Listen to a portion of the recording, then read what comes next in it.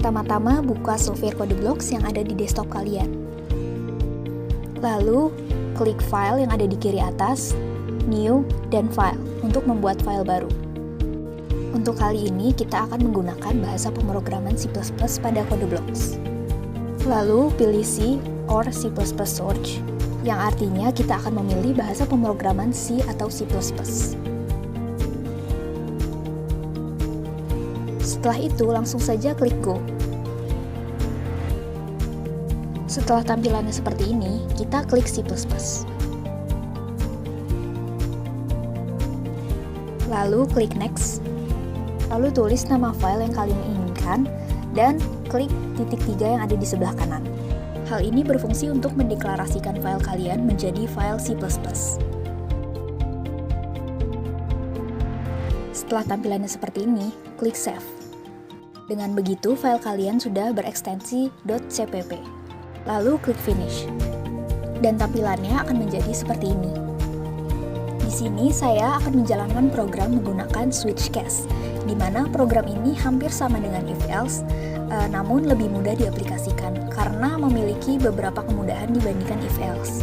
Namun keduanya memiliki kesamaan, yaitu sama-sama menjalankan beberapa kemungkinan dari suatu program. Namun di dalam switch case, codingan untuk beberapa kemungkinan akan diringkas sedemikian rupa dibandingkan dengan if-else. Jadi, ketika kalian memiliki program yang memiliki banyak kemungkinan, maka disarankan untuk menggunakan switch case dibandingkan dengan if-else. Di sini saya akan membuat program untuk menampilkan besaran SPP bagi masing-masing kelas beasiswa. Di mana kelas beasiswa itu memiliki kelas beasiswa 1, 2, dan 3, dan memiliki besaran SPP yang berbeda-beda. Langsung saja diketikkan kodenya.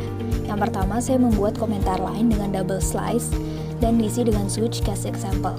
Lalu di bawahnya, hashtag include IOStream, that using namespace std. Hal ini berfungsi untuk membaca tipe data yang nanti akan kita gunakan di dalam bahasa pemrograman C++. Lalu diikuti dengan integer kelas beasiswa, di mana nanti input kelas beasiswa akan menggunakan integer. Fungsi integer sendiri adalah untuk membaca suatu data menjadi integer atau angka, di mana nanti kelas beasiswa akan dibaca sebagai angka ketika dimasukkan ke dalam switch case.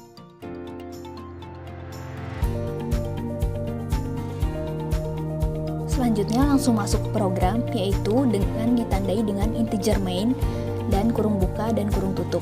Ini adalah ciri khas dari C++, di mana terdapat kurung kurawal setelah integer main.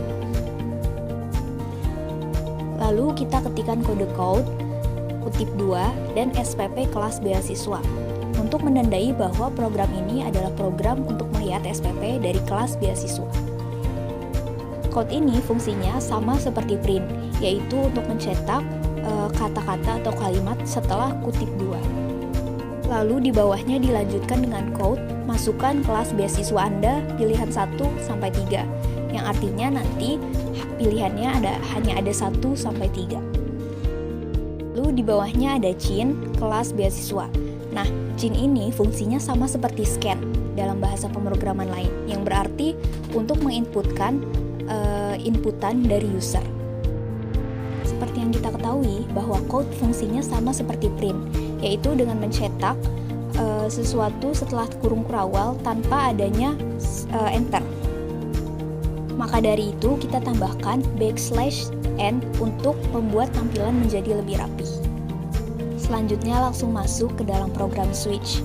Di sini kita langsung saja ketikkan kode switch kelas beasiswa di dalam kurungin ya.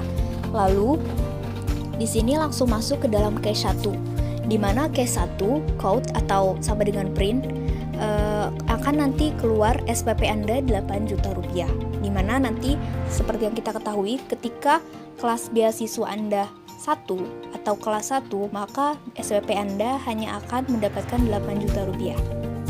Selanjutnya ada case 2, Nah, case 2 ini untuk kelas beasiswa nomor 2, yang berarti nanti akan dicetak SPP Anda 10 juta rupiah.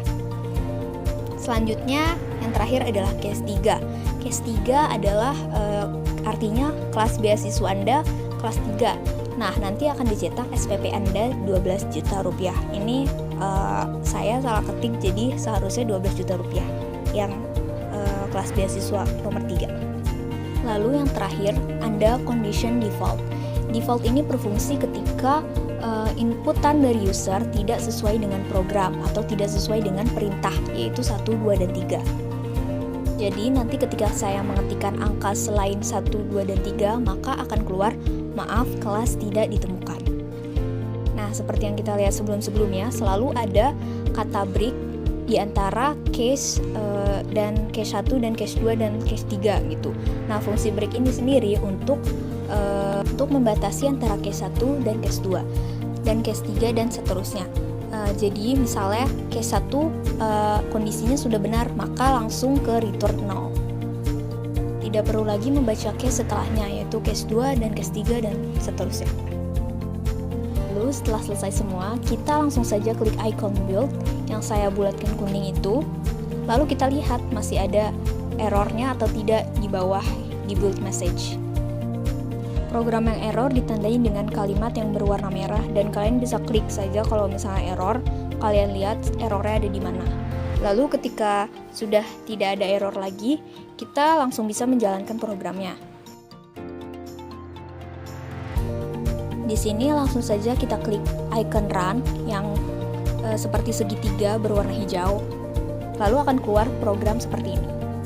Di sini tercetak SPP kelas beasiswa dan di bawahnya masukkan kelas beasiswa Anda pilihan 1 sampai 3.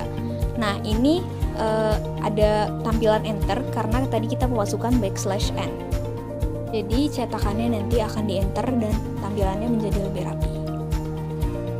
Lalu langsung coba ketik angka 1, yaitu pilihan kelas beasiswa 1. Dan nanti akan keluar SPP Anda sebesar 8 juta rupiah, yang berarti ketika kelas beasiswa saya nomor 1, maka SPP saya adalah 8 juta rupiah. Saya coba masukkan angka 2, yang berarti kelas beasiswa saya nomor 2, dan SPP saya adalah sebesar 10 juta rupiah.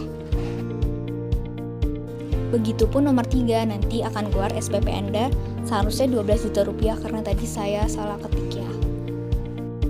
Lalu ketika saya mengetikkan angka selain 1, 2, dan 3, misalnya 6, maka akan keluar, maaf, kelas tidak dapat ditemukan, karena ini adalah menu default.